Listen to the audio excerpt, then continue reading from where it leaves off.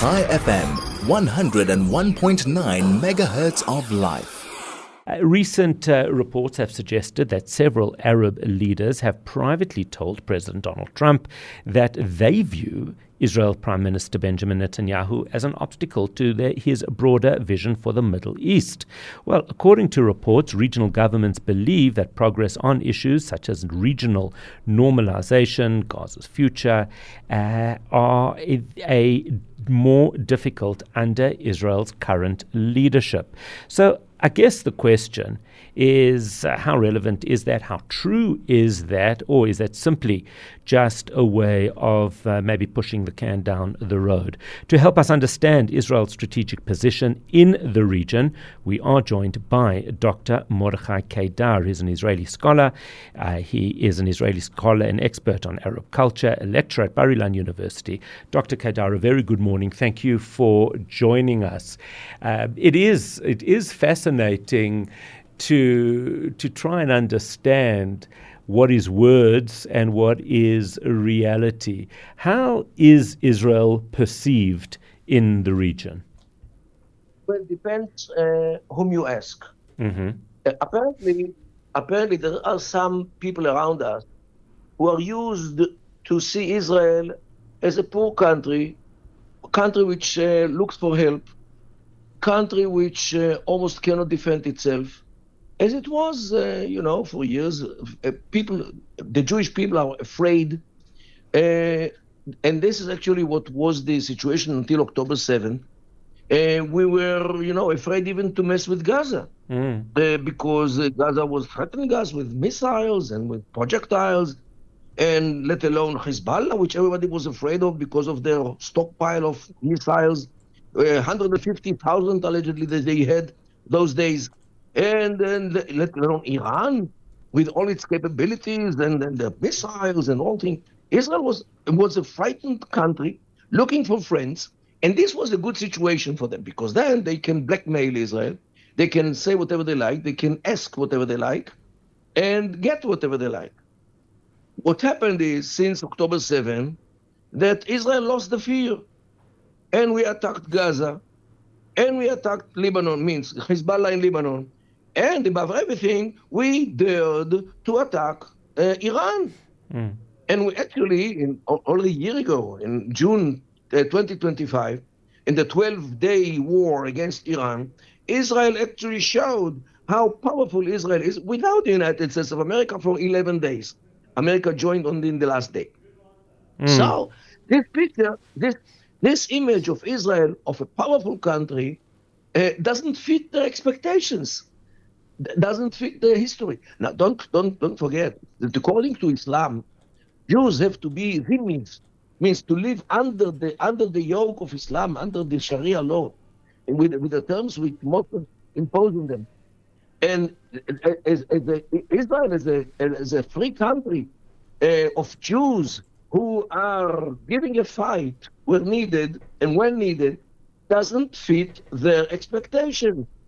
And this is what is standing behind this news item about these people who say about Israel that Netanyahu has to be changed because they want weaker leaders than Netanyahu. Netanyahu is viewed as strong man of the Middle East, and they don't like it. And the fact is that with everything going on with Iran, the one thing is very, very clear, and that is that Iran is very nervous to attack Israel because they know the minute they do so, Israel will get involved and they will not be able to manage the extent of Israel's involvement. Whereas with the United States, they can plot and they can see an incremental process until they decide enough is enough. I think the reason is even more. Tell me. They are afraid that in the first hit, Israel will actually rid the world from Mujtaba Khamenei, as Israel did to his father when the war began on the 28th of February this year. This is what they are afraid of, that Israel knows where Mujtaba Khamenei is hiding, and Israel will do something in order to save the world from his presence. So this is apparently what I understand. This is why they so far have not yet attacked Israel. Ah, that's an angle I hadn't thought of, which really is interesting. That said, all of these comments about Netanyahu, the reality is that if you look at Bahrain, the UAE, there's certainly even Jordan, no matter what is said, Syria, there's certainly a much more positive relationship that Israel has today with these countries compared to what existed a number of years ago. Look, what happens between Israel and its neighbors has two, I would say, facets. One is the public one, and the other one is what happens behind the scenes. Unfortunately, Israel has, I would say, double kind of relationship.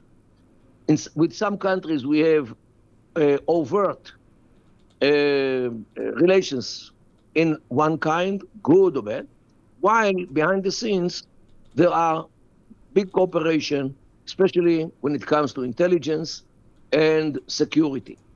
So, without specifying this country or that country, I think that this is the situation also with Jordan as well.